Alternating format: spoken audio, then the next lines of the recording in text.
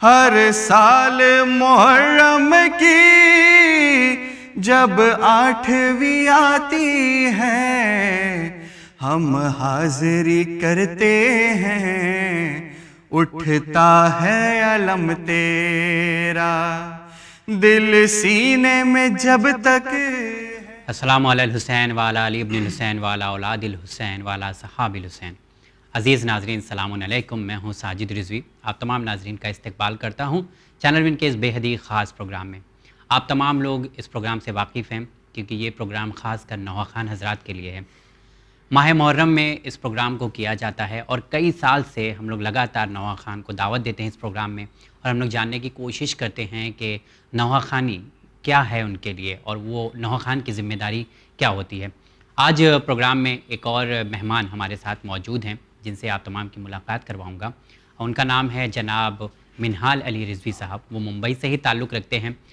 कई नौहा इंशाल्लाह आप तमाम नाज़रीन को आज के प्रोग्राम में सुनाएंगे। बहुत ही यंग हैं, तो आइए सबसे पहले शो पे उनसे मुलाकात करते हैं। सलाम अलैकुम मिनहाल। वालेकुम सलाम भाई, कैसे हैं आप? अल्लाह शुक्र। मैं शुक्र अल्हम्दुलिल्लाह।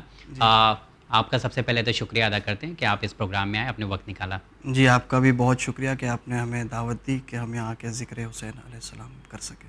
मिनहाल, काफ़ी कुछ बात करना है और बहुत सीरियस टॉपिक है ये, ऐसा नहीं कि हम लोग कुछ ऐसा, बहुत रिस्पॉन्सिबिलिटी के साथ इस प्रोग्राम को किया जाता है।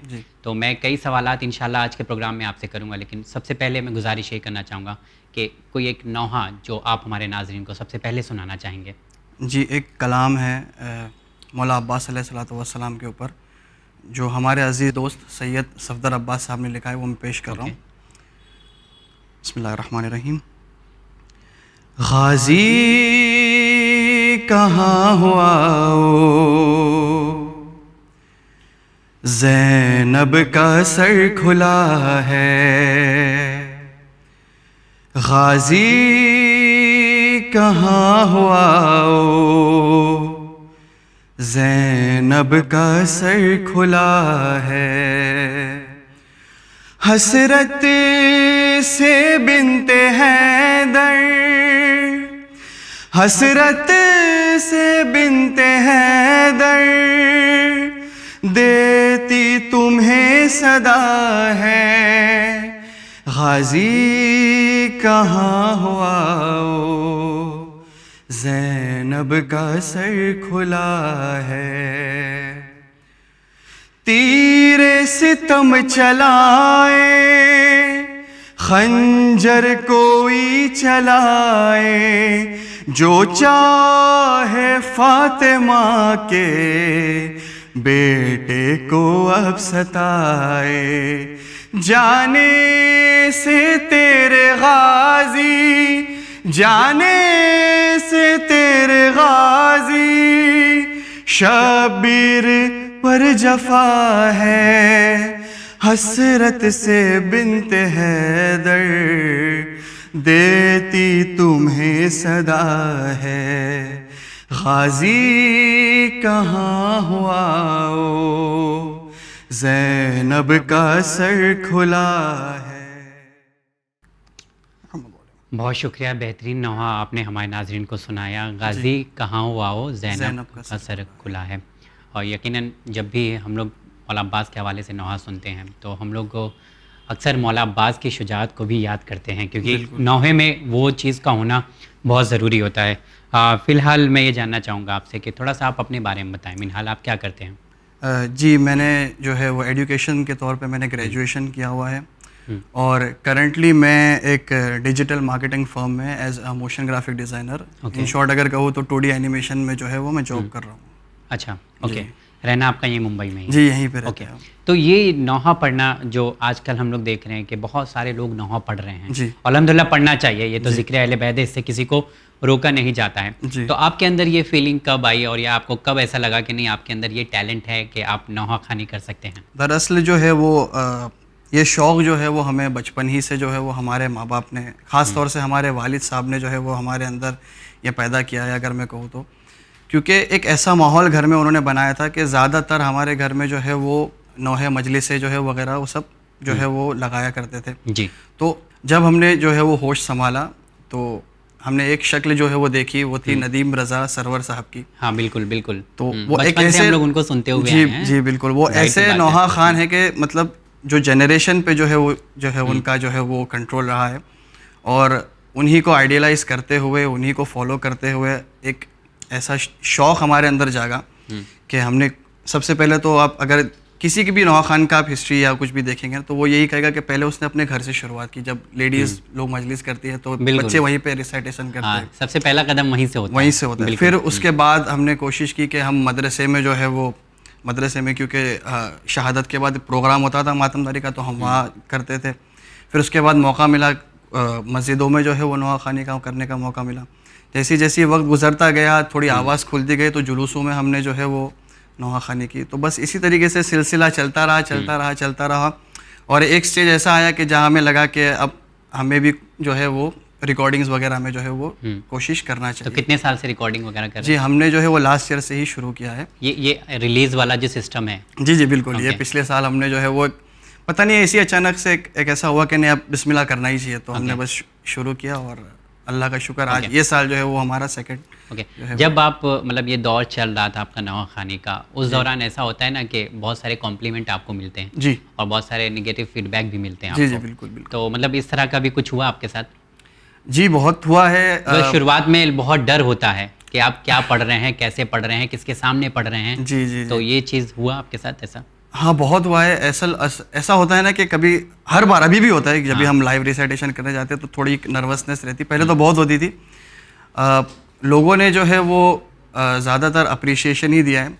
जहाँ से हमें नेगेटिव फीडबैक जहाँ से मिला है वो हमारे सीनियर्स से मिला है, क्योंकि वो बेहतर तरीके से नौहा खानी करते हैं और वो नौहा खान को बराए नौहा खान सुनते हैं कि वो किस अंदाज से जो है वो बच्चा पढ़ रहा है, किस अंदाज से वो शख्स पढ़ रहा है। तो जी बिल्कुल, हमारे सीनियर्स ने हमें गाइड किया है कि आप जो है वो यहाँ पे गलत किए हैं, आपने यहाँ पे सही किया है। और आप यकीन नहीं मानेंगे, उस फीडबैक की वजह से ही आज जो है वो हम एक स्टेप अच्छे से जो है वो कर रहे हैं। और यकीनन हमारे अंदर और भी खामियां हैं, लेकिन हमारे सीनियर्स हमें गाइड करते हैं और अल्हम्दुलिल्लाह हम उस पर हम कोशिश करते हैं कि उस पर हम अमल करें। और मेरे ख्याल से गाइडेंस बहुत ज़रूरी होती है, और ख़ासकर इस जिक्र की अगर बात करें जी जी तो ये बिल्कुल प्योर होना चाहिए, खालिस होना चाहिए और बिल्कुल सही होना चाहिए। एक चीज़ मैं यहाँ पे बताना चाहूँगा कि एक इंसिडेंट मेरे साथ हुआ था रिकॉर्डिंग्स के टाइम पे। तो हमने जो है वो, नॉर्मली मेरी रिकॉर्डिंग्स जो है वो बाहर से होती है, तो जो बाहर के जो हमारी कोरस टीम है वो काफ़ी एक्सपीरियंस लोग हैं और बहुत बड़े बड़े नौहा खान हैं। तो हुआ ये कि उन्होंने मुझसे एक कलाम कम से कम 3 दफ़ा रिकॉर्ड करवाया। अच्छा। कहा कि आपने यहाँ गलत पढ़ा है, आपने यहाँ गलत पढ़ा है, दोबारा से रिकॉर्ड करें। तो हम दोबारा से स्टूडियो जाते थे, दोबारा से रिकॉर्ड करते थे, फिर उन्हें भेजते थे, फिर वो सुनते थे, फिर कहते थे नहीं यही भी यहाँ पे सही नहीं हुआ, अब फिर से करें। तो अल्लाह का शुक्र, उस चीज़ का फ़ायदा ही हुआ है। नहीं, बहुत सारी चीज़ें सीखने को मिलती है, क्योंकि अगर किसी के पास एक्सपीरियंस है और आप उससे लर्न कर रहे हैं तो बहुत बड़ी बात है। बिल्कुल। तो उसको आपने नेगेटिव वे में नहीं लिया, बल्कि इंप्रूव करने की कोशिश की है आपने अपने अंदर। चलिए, और भी बातें होती रहेंगी। यहाँ पे मैं आपसे गुजारिश करूँगा कि इमाम हुसैन अलैहिस्सलाम की शान में कोई ऐसा नौहा जो आप सुनाना चाहेंगे? जी, एक कलाम है जो मेरे मनपसंद कलाम में से एक कलाम है, अगर आपकी इजाज़त हो तो मैं। जी, बिस्मिल्लाहिर्रहमानिर्रहीम। आशूर का सूरज है, क़यामत की घड़ी है, भाई का गला कटता बहन देख रही है, मक़तल में किसी माँ की सदा गूंज रही है। मेरे हुसैन मेरी गोद में आजा, आजा मेरे बच्चे मेरी आगोश में आजा, मेरे लिए अलाल तू असगर की तरह है, गोदी मेरी गहवारा है बिस्तर की तरह है, इस धूप में दामन मेरा चादर की तरह है। ऐ मेरे हुसैन मेरी गोद में आजा, आजा मेरे बच्चे मेरी आगोश में आजा, कि मैं माँ हूँ मेरा दिल नहीं सीने में संभलता, नाजुक ये बदन तेरा ये जलता हुआ सहरा, और उस पे सितम ये है कि तू रह गया प्यासा। ऐ मेरे हुसैन मेरी गोद में आजा, आजा मेरे बच्चे मेरी आगोश में आजा। जज़ाकल्लाह, बहुत ही बेहतरीन अंदाज में आपने इस नौहे को सुनाया, और ये नौहा बहुत पुराना है और बहुत जी, जी। मकबूल भी है। लोग इसे आज भी जब सुनते हैं तो एक दर्द का एहसास होता है। जी जी बिल्कुल। ओके, बहुत। लेकिन यहाँ पे एक सवाल करना चाहूँगा, जी। आपकी इजाज़त से ही सवाल करना बिस्मिल्लाह। चाहूँगा। जो अंदाज अभी था और जो नौहा पढ़ रहे थे आप, आज के दौर पे आपको कहीं ना कहीं ऐसा लग रहा है कि अंदाज भी लोगों का बदल चुका है, और मतलब कुछ इस तरह से समझ में नहीं आ रहा है कि क्या हो रहा है? देखिए, एक चीज़ है कि हर दौर में हर टाइप के लोग जो है वो आपको मिलेंगे। जी बिल्कुल। कुछ नौहा खान ऐसे हैं जो जब कुछ नहीं था तभी भी नौहा खानी करते थे, बिल्कुल बिल्कुल। और अभी भी नौहा खानी कर रहे हैं और शायद करते रहेंगे।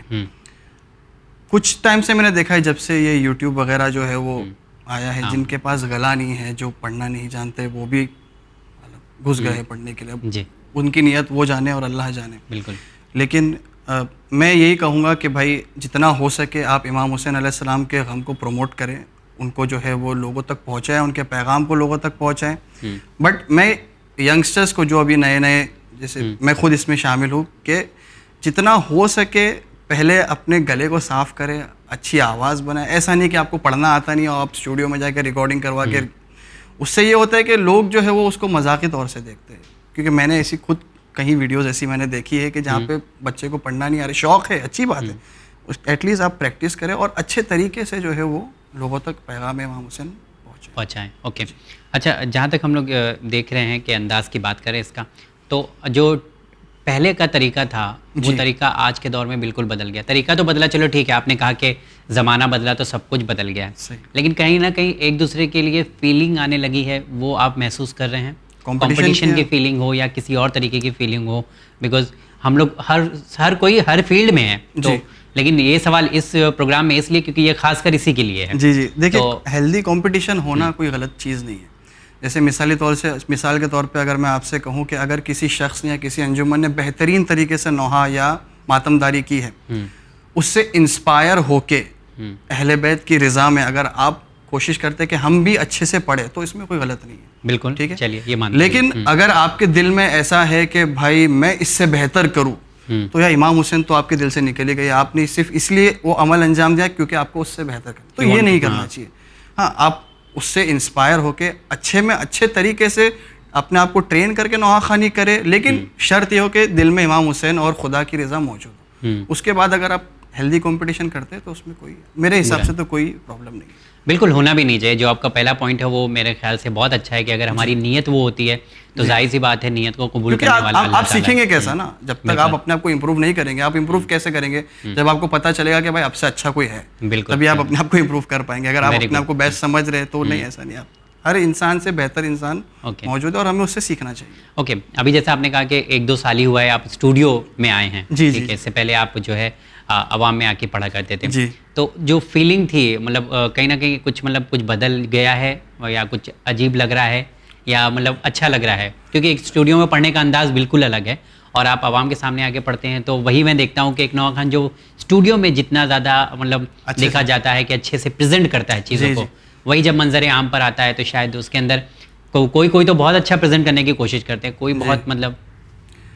जी, मैं ये कहना चाहूँगा कि मैं जहाँ पर भी जाता हूँ, चाहे वो लाइव रिसाइटेशन हो चाहे स्टूडियो रिसाइटेशन हो, कि मेरे दिल में ये रहता है कि मैं अपना बेस्ट दूँ। लाइव में ऐसा होता है कि कभी कभार जो है वो इंसान को खुल के पढ़ना पड़ता है, यानी ताकि आवाम तक हमारी आवाज़ें तो एटलीस्ट पहुँचे। स्टूडियो में अपने मन के मुताबिक जैसा हमको रिसाइड करना है, जितनी आवाज़ में हमको रिसाइड करना है, उसमें एक ये फ्री हैंड रहता है कि हम ये चीज़ इसमें कर सकते हैं। फ़र्क यही है और उससे ज़्यादा कुछ फ़र्क नहीं है। ऐसा कुछ महसूस नहीं हुआ? नहीं, बिल्कुल। चलिए, बहुत अच्छा है। अच्छा, कोई एक ऐसा नौहा, जैसे आपने कहा कि बचपन से पढ़ते हुए आप आ रहे हैं, तो कोई एक ऐसा नौहा जो अक्सर लोग आपसे कहते हो, रिक्वेस्ट करते हो कि मिनहाल साहब ज़रा ये नौहा यहाँ पर पढ़िएगा ये प्रोग्राम में? साजिद भाई, दरअसल ऐसा है ना कि मैंने अभी ही रिकॉर्डिंग्स शुरू की है, तो नए कलाम मेरे पास मेरे खुद के जो है वो मुख्तसर है, ज़्यादा नहीं है। तो ज़्यादातर जो मुझे फरमाइश की जाती है वो पुराने कलाम की फरमाइश की जाती है, तो वो कलाम मैं आपकी नज़र जो है वो करना चाहूँगा। बिल्कुल बिल्कुल। बिस्मिल्लाहिर्रहमानिर्रहीम। मौला अब्बास के हवाले से ये कलाम मैं पेश कर रहा हूँ। आ देख मेरे गाजी, ऊंचा है अलम तेरा। आ देख मेरे गाजी, ऊंचा है अलम तेरा। दिल सीने में जब तक है, भूलेगा न गम तेरा। दिल सीने में जब तक है, भूलेगा न गम तेरा। आ देख मेरे गाजी, ऊंचा है अलम तेरा। हर साल मुहर्रम की जब 8वीं आती है, हर साल मुहर्रम की जब 8वीं आती है, हम हाज़िरी करते हैं, उठता है अलम तेरा। दिल सीने में जब तक है, भूलेगा न गम तेरा। आ देख मेरे गाजी, ऊंचा है अलम तेरा। सुभान अल्लाह। जैसा कि आपने नौहा पढ़ने से पहले कहा था कि लोग गुजारिश करते हैं जो पुराने कलाम हैं वो आप सुनाएं, आपसे रिक्वेस्ट की जाती है। जी। तो आपको नहीं लगता कि लोगों के दिल में आज भी पुराने नौहे ने जगह बना रखा है? जी बिल्कुल। जो एक ऐसा दौर था 90s का, जहाँ तक मैं समझता हूँ 90s एंड मिड 2000s का, इवन 2005 तक भी ठीक था। 2005-7 तक आई थिंक सो जो है वो सही था। वो कलाम ऐसे थे कि लोगों के दिलों में उतरे हुए, यानी आप उस साल के जितने भी कलाम है, कोई भी कलाम पढ़ते, लोगों को उससे आशनाई है कि हाँ भाई एक बड़ा मशहूर कलाम है, बेहतरीन कलाम है। सही बात है। चलिए, मतलब इस तरह से अब यहाँ पर अगर मैं एक बेसिक सवाल करना चाहूँ कि आपको जब भी किसी को पैगाम देना होता है या कुछ कहना होता है, तो कुछ अच्छे पॉइंट्स होते हैं आपके पास, तो जो नौहा खान हैं, जो नौहा खानी में आना चाहते हैं, उनके लिए आपने कुछ सोचा है, पैगाम क्या देना चाहते हैं यहाँ से आप? जी बिल्कुल। जो कोई भी करंटली नौहा खान है या जो नौहा खानी में आना चाहते हैं, तो एक ऐसा पैगाम, दो चीज़ें मैं उनसे कहना चाहूँगा। एक तो ये है कि जितना हो सके जब भी आप नौहा खानी करना चाहे या करने वाले हो या करते हो, तो दिल में जो है वो हमेशा रिज़ा इलाही, लोगों का खौफ, लोगों का अप्रिसिएशन, वो सब आप बाद में रखें, लेकिन पहले खुदा हमसे राज़ी होना चाहिए, इमाम हुसैन हमसे राज़ी होना चाहिए। ये सबसे इम्पॉर्टेंट पॉइंट है। अगर ये नहीं है, आपने लोगों के लिए पढ़ा है, तो वो पढ़ के आपका, मुझे नहीं लगता कि आप लोग ही उसकी जज़ा, ठीक है, आपको दुनिया में उसका अजर मिल जाएगा, लेकिन शायद आखिरत में आपके लिए कुछ। दूसरी चीज़ ये है, जिसमें मैं अपने आप को भी इंक्लूड करता हूँ, कि जब आप नौहा खान बन जाते हैं और एक स्टेज पे ऐसा हो जाता है कि लोग आपको अप्रिशिएट करने लगते हैं, आपसे मुतासिर होते हैं, तो दो चीज़ से अपने आप को बचाए रखें, क्योंकि ये दो चीज़ बहुत ख़तरनाक है। एक है रियाकारी और दूसरा है घमंड, गुरूर से अपने आप को, ये क्योंकि ये दो सिफत ऐसी है ना कि जब कब आपके अंदर आ जाएगी ना आपको पता नहीं, हाँ, आपको पता नहीं चलेगा और अंदर से खोखला भी कर देगी, खोखला कर देगी आपको बिल्कुल, पूरी बिल्कुल। तरह से। क्योंकि जब Very good इंसान point, शोहरत के सीढ़ी पे जब चढ़ने लगता है ना, तो शैतान, क्योंकि शैतान कभी भी बहके हुए के पास नहीं जाता है, शैतान बिल्कुल। उसके पास आता है जो हक पे चल रहा हो, चल रहा हूँ। ठीक है। तो जब आप नौहाखानी करें, जब आप लोग आपको अप्रिशिएट करने लगे, तो इन दो चीज़ों से अपने आप को बचाए रखें। जब भी नौहाखानी करे, बिस्मिल्लाह बोल के करे, शैतान को औज़ु बिल्लाह जो है वो दिल में ही पढ़ ले, लेकिन शैतान से पनाह मांग के जो है वो, ओके। और इन दो चीज़ों से अपने आप को दूर मेरे ख्याल से मिनहाल अली रिजवी साहब ने जो पॉइंट की तरफ इशारा किया है वो बहुत अच्छे पॉइंट्स हैं। मैं ये कह सकता हूँ कि शोहरत एक बार मिनहाल जब मिल जाती है जी तो उसे संभाल कर रखना, जी, उसको बचाना, उसको प्रोटेक्ट करना जी, बहुत डिफिकल्ट टास्क बहुत होता बहुत है, डिफिकल्ट, क्योंकि फिर संभालना मुश्किल हो जाता है। लोग, जैसा आपने सही कहा कि लोग बदलने लगते हैं, उन्हें और पता भी नहीं चलता पता भी नहीं चलता है, ये चीज़ अंदर से ऐसी आती है जी, कि थोड़ा सा घमंड हो जाता है इंसान के घमंड अंदर। हो जाता है। बहरहाल इस चीज़ से परहेज़ करना चाहिए। तो ये सब जो वाक़यात हुए हैं, तो कहीं ना कहीं ये सब चीज़ें आपकी ज़िंदगी में भी काम आती हैं? जी, एक बहुत ही मशहूर स्टेटमेंट है कि करबला रस्म नहीं, करबला रज़्म है। यानी करबला अमल का नाम है, इसे 10 दिन तक हम महदूद ना करें, इसे अपनी ज़िंदगी के हर लम्हात में, अगर आप करबला को डीपली थोड़ा सा स्टडी करेंगे ना, तो बहुत सारे लेसन्स आपको ज़िंदगी में, आपको जो आप खुद अपनी ज़िंदगी में अमली तौर पे कर सकते हैं। चलिए, बहुत बहुत अच्छी अच्छी बातें आज आपने प्रोग्राम में हमारे नाज़रीन तक पहुंचाई है, और एक नवा खान की क्या ज़िम्मेदारी होती है इसके मुतालिक भी आपने काफ़ी कुछ बयान किया है। बहुत अच्छे तरीके से मैं कह सकता हूँ कि जवाबात रहे हैं और पैगामात आपने दिया है। मैं चाहता हूँ कि जो इस साल का नवा है 2022 का, जैसा आपने कहा कि एल्बम अब रिलीज़ करने लगे जी, तो कोई एक ऐसा नवा उसमें से सुनाना चाहेंगे आप? एक कलाम है जो मेरे अज़ीज़ दोस्त मंज़र सुहेल साहब ने जो है वो इसे लिखा है। इस कलाम की थोड़ी सी एक चीज़ मैं आपको बताना चाहूँगा कि ये कलाम मैंने बचपन में सुना था, जब कैसेट का दौर था ना, तो उस टाइम पे मैंने ये कलाम सुना, और उसके बाद ये कलाम कहाँ गायब हो गया मुझे पता नहीं।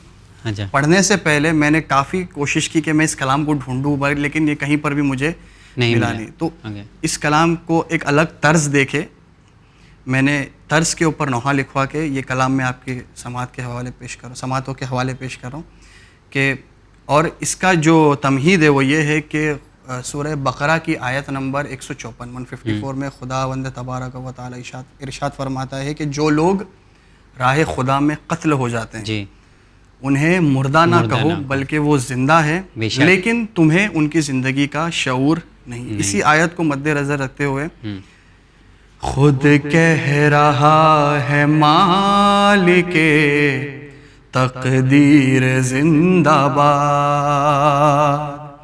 खुद कह रहा है मालिके तकदीर जिंदाबाद। ऐ मेरे अब्द, ऐ मेरे शबीर जिंदाबाद,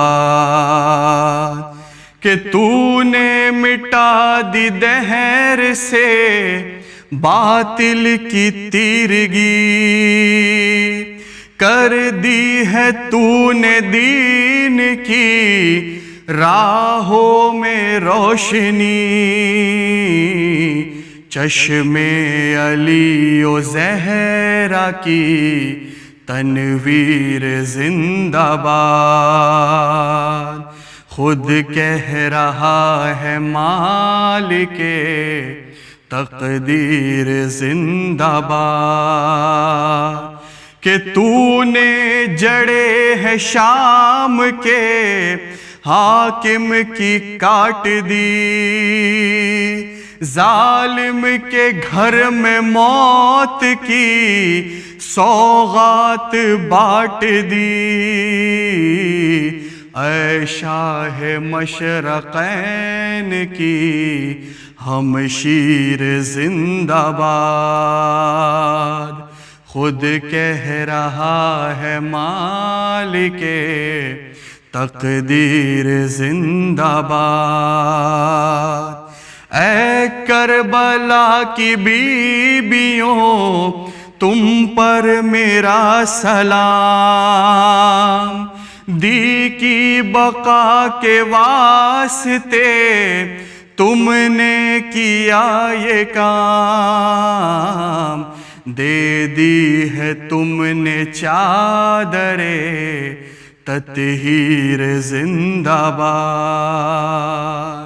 खुद कह रहा है मालिके तकदीर जिंदाबाद।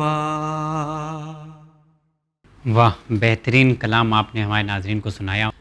बहुत ज़्यादा कहने की ज़रूरत नहीं है क्योंकि लोग खुद इस चीज़ को समझते हैं और समाज में महसूस कर रहे हैं कि जो है क्या हो रहा है और किस तरह से होना चाहिए, लेकिन उस चीज़ को हम लोग कोशिश कर रहे हैं कि बरकरार रखा जाए और ख़ासकर जो दिक्कत होती है उसे जाने नहीं दिया जाना चाहिए।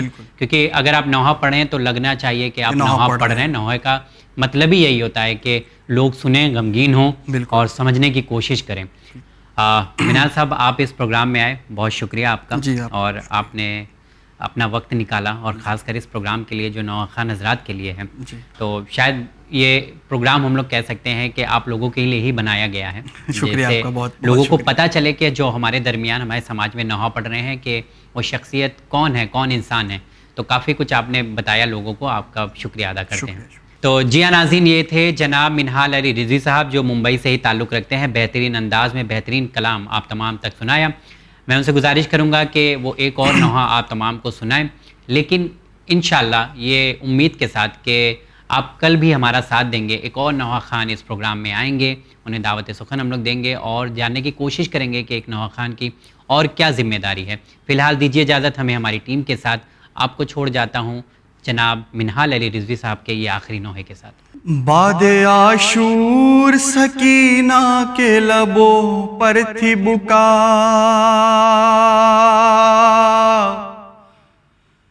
फुपी अम्मा मेरी तकदीर में आराम नहीं,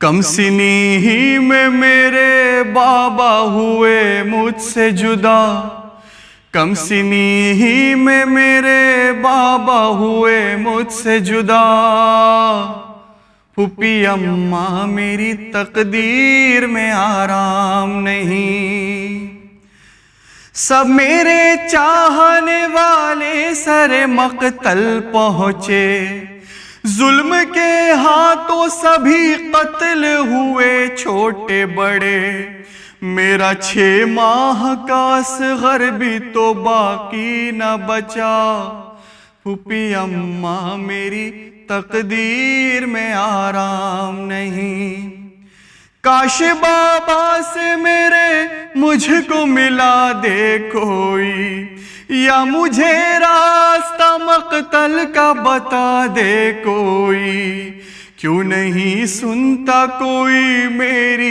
ये फरियादो बुका, फूफी अम्मा मेरी तकदीर में आराम नहीं, सो गई मौत की आगोश में आखिर बच्ची, ऐ सुहैल अब वो पुकारेगी ना बाबा को कभी, अभी मौजूद फिजाओं में है उसकी ये सदा, फूफी अम्मा मेरी तकदीर में आराम नहीं, बादे आशूर सकीना के लबों पर थी बुका, फूफी अम्मा मेरी तकदीर में आराम